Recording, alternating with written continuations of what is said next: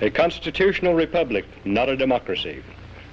The ideal of a democracy is universal equality. The ideal of a constitutional republic is individual liberty. A democracy always degenerates into dictatorship, which promises government-guaranteed equality and security, but it delivers nothing but poverty and serfdom for the people it robs and rules. America was founded as a constitutional republic to safeguard the liberties of the people against the tyranny of democracy or of one-man dictatorship. In this century, great strides have been made toward the goal of subverting our republic into a democracy. The foremost tactic of the subverters is subversion of language. By calling America a democracy until people thoughtlessly accept and use the term, the totalitarians have obscured the real meaning of our principles of government. That is a summary of my report on a constitutional republic, not a democracy. The full report after a message from my sponsor.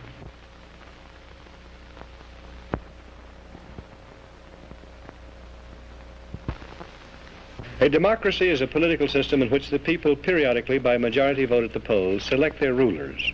The rulers then have absolute power to make whatever laws they please by majority vote among themselves. In a constitutional republic, the people also, by majority vote at the polls, select rulers who make laws by majority vote among themselves. But the rulers cannot make any laws they please because the Constitution severely restricts their lawmaking power. The ideal of a democracy is universal equality. The ideal of a constitutional republic is individual liberty. In this century, great strides have been made toward the goal of subverting our republic and transforming it into a democracy. The foremost tactic of the subverters is subversion of language. By calling America a democracy until people thoughtlessly accept and use the term, totalitarians have obscured the real meaning of American principles of government. Note the following passages from a recent article distributed by the New York Times News Service. Quote, "In the United States and in other leading democracies, recent years have seen perceptible growth in executive authority. As society becomes more equalitarian, it tends increasingly to concentrate absolute power in the hands of one single man. This is a voluntary surrender of a free people escaping from freedom to one autocratic master." End quote. And note the following from Gunnar Myrdal's An American Dilemma. Quote, "In America, liberty often provided an opportunity for the stronger to rob the weaker. Against this, the equalitarianism in the American creed has been persistently revolting. And in the conflict between equality and liberty, equality is slowly winning. In America, conservatism has to a great extent been perverted into a cult of the Constitution. This is unfortunate, since the Constitution is in many respects impractical and ill-suited for modern conditions. The worship of the Constitution is also a most flagrant violation of the American creed.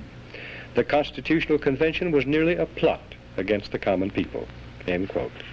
Now, Gunnar Myrdal, a Swedish socialist, was hired by the Carnegie Corporation of New York in 1937 to direct a study of the Negro in the United States. He engaged a large staff, some of them communists and pro-communists. An American Dilemma resulted, first copyrighted in the United States in 1944. In 1954, the Supreme Court handed down its school segregation decision, which deliberately violated the Constitution, reversed a previous Supreme Court decision, and lit a fuse touching off explosive violence, which has been shattering our society ever since. The court cited An American Dilemma as one of the modern authorities on which it relied in preference to the Constitution for justification of its decision.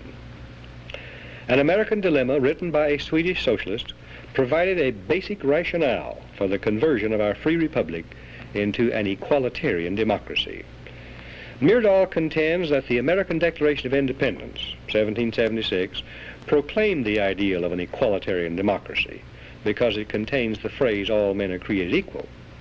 11 years later, the Constitution created not a democracy founded on the ideal of equality, but a republic founded on the ideal of liberty. This is why Myrdal says the Constitutional Convention was nearly a plot against the common people. But he and those who parrot his ideas are either ignorant or dishonest. The Constitution was ordained specifically to safeguard the principles of liberty proclaimed by the Declaration of Independence. The Declaration's phrase, "all men are created equal," means that men are equal before the law and before the Creator, regardless of their inequality in human society. The Declaration says that men are endowed with unalienable rights, and that the purpose of government is to secure these rights.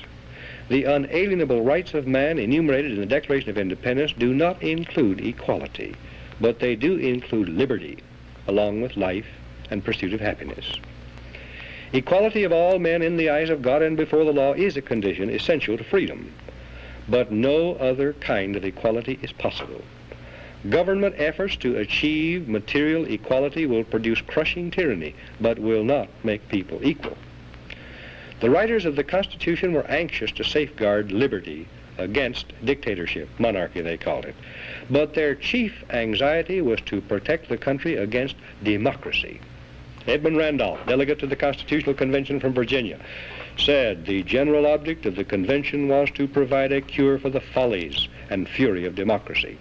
Elbridge Gerry and Roger Sherman, delegates from Massachusetts and Connecticut, urged the Constitutional Convention to create a system to eliminate the evils that flow from the excess of democracy.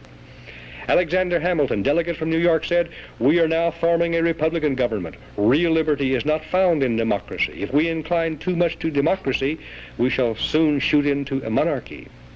John Adams, one of the giants of the American Revolutionary period, said, "Democracy will envy all, contend with all, endeavor to pull down all.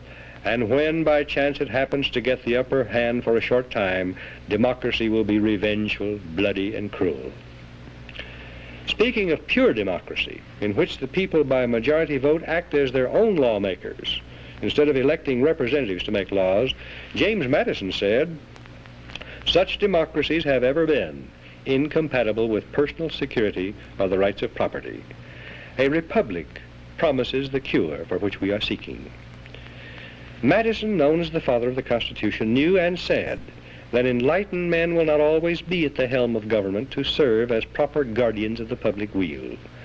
He knew that unlimited political power cannot safely be entrusted to the nation's elected representatives, to use as a majority of them see fit, because, he said, a majority of a group of men is far more likely to be tyrannical than one man is. In a democracy, if a majority should develop hatred for all blue-eyed babies and order them eliminated, the babies could be legally executed, because whatever a majority wants at any given moment is supreme law of the land in a democracy. How can liberty be safeguarded against the mindless, soulless tyranny of majority rule when government is founded on the principle of majority rule? Jefferson answered that one, "In questions of power, let no more be heard of confidence in man, but bind him down from mischief by the chains of the Constitution." In short, America was founded not as a democracy, but as a constitutional republic. We pledge allegiance to the republic for which our flag stands, not to a democracy. The Constitution requires a republican form of government for all states, but does not mention democracy, and neither does the Declaration of Independence or the Bill of Rights. The Constitution is a binding contract, enumerating limited powers which the federal government can legally exercise, prohibiting it from exercising any powers not granted in the contract. It denies federal officials the power to do whatever they claim to be necessary for the general welfare. Federal action not clearly authorized by the Constitution is illegal, even if approved by an overwhelming majority of the people, because all the elastic powers of government are left with the states. Ultimate power to change the organic structure of government was left with the people, but the means of making changes, amending the Constitution, were carefully prescribed to militate against hasty, unwise decisions by the people.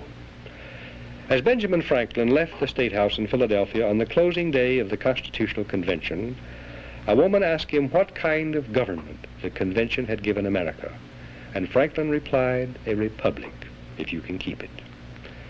Very old and very wise, Franklin saw through the mists of time to the day when Americans might trade their freedom in a constitutional republic for the promise of government guaranteed equality and security in a democracy.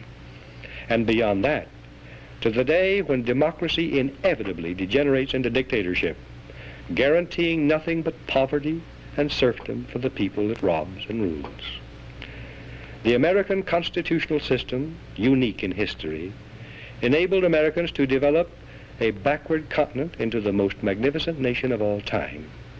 The system was designed to prevent both tyranny by government and reckless rebellion by the people. We must restore it and keep it. And what can you do toward that end? Your job, you who care and understand, is to help educate others.